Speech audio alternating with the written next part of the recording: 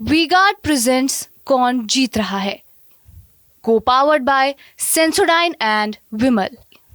बोलो जुबां केसरी। जनसत्ता दल लोकतांत्रिक के राष्ट्रीय अध्यक्ष और कुंडा के विधायक रघुराज प्रताप सिंह उर्फ राजा भैया द्वारा यह ऐलान करने के बाद कि वो किसी भी राजनीतिक दल को समर्थन नहीं देते हैं, प्रतापगढ़ से सटे कौशाम्बी लोकसभा सीट का चुनाव रोचक हो गया है। गौरतलब है कि कौशाम्बी लोकसभा सीट में 5 विधानसभा हैं, जिसमें 2 विधानसभा ऐसी हैं जो प्रतापगढ़ में पड़ती हैं। प्रतापगढ़ की बाबागंज और कुंडा विधानसभा क्षेत्र, जिसमें करीब 7.5 लाख के आसपास वोटर हैं, उसमें 3.5 लाख से ज़्यादा वोटर ऐसे हैं जो क्षत्रिय समाज से आते हैं और सीधा सीधा जिन पर माना जाता है कि राजा भैया का असर होगा।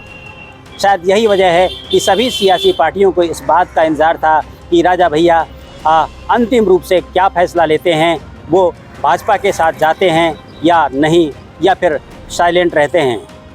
आखिरकार राजा भैया ने ऐलान कर दिया कि किसी भी दल के साथ वो नहीं हैं, उनकी पार्टी नहीं है।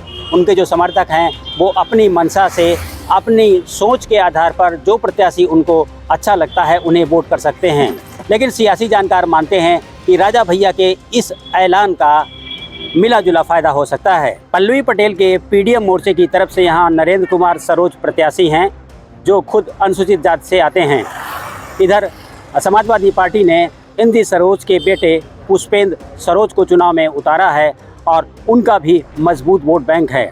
भाजपा के लिए विनोद सोनकर तीसरी बार यहाँ पर चुनाव लड़ रहे हैं और वो हैट्रिक की उम्मीद कर रहे हैं। राजा भैया के इस फैसले के बाद समाजवादी पार्टी और भारतीय जनता पार्टी दोनों तरफ के प्रत्याशियों की तरफ से अपने अपने दावे किए जा रहे हैं। भारतीय जनता पार्टी का कहना है कि राजा भैया द्वारा किसी पार्टी विशेष को समर्थन न देने से उनका फ़ायदा होगा और जो समाजवादी पार्टी या कांग्रेस के वोटर होंगे वो हो सकता है कि इस बार उनकी तरफ वोट ना करें और उनका वोट ना करने से सीधा फ़ायदा भाजपा को होगा। इधर समाजवादी पार्टी के प्रत्याशी पुष्पेंद्र सरोज का कहना है कि साफ तौर पर राजा भैया ने मैसेज दे दिया है कि वो भाजपा के साथ नहीं हैं, लिहाजा ओबीसी का एक बड़ा वोट बैंक उनको मिलेगा और इसकी वजह से उनकी संभावनाएं अच्छी हो जाती हैं। पल्लवी पटेल के पीडीएम मोर्चे की तरफ से यहाँ नरेंद्र कुमार सरोज प्रत्याशी हैं, जो खुद अनुसूचित जाति से आते हैं। इन सब के बीच पल्लवी पटेल का कहना है कि समाजवादी पार्टी और भारतीय जनता पार्टी के बीच जो दावे किए जा रहे हैं उनसे मजबूत दावा उनका है और पल्लवी पटेल ही अब वहां तय करेंगी कि इस सीट में समाजवादी पार्टी या भारतीय जनता पार्टी किसको जीत मिल सकती है। यानी कि अब राजा भैया कौशाम्बी की सीट के लिए निर्णायक ना होकर पल्लवी पटेल निर्णायक हो सकती हैं। पल्लवी पटेल का कहना है कि उनके पास पिछड़ा, दलित और मुसलमान वोटर है, जो कम से कम 60% उन्हें वोट करेगा।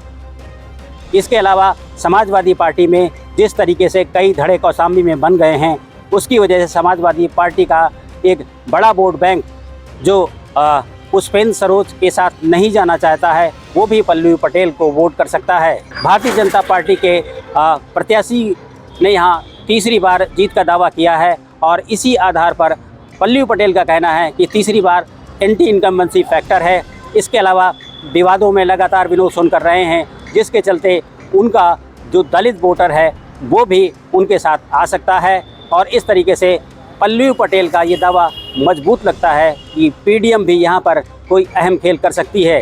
ये बात अलग है कि शायद पीडीएम के पास इतने वोटर नहीं होंगे कि यहाँ की सीट वो निकाल सके, लेकिन इतना तो तय लगता है कि समाजवादी पार्टी और भारतीय जनता पार्टी के बीच वो कोई बड़ा खेल कर सकती है और उनके इशारे पर हार जीत का फैसला भी हो सकता है। किस पक्ष में राजा भैया के इस फैसले के बाद वोटर शिफ्ट होंगे, ये तो आने वाली 20 मई को तय होगा, जब यहाँ पर 5वें चरण में मतदान है और उसके बाद 4 जून को जब यहाँ के नतीजे घोषित होंगे। Dinesh Singh, TV9 UP, Kaushambi, Prayagraj. V-Guard presents कौन जीत रहा है, को पावर्ड बाय सेंसोडाइन एंड विमल। बोलो जुबां केसरी।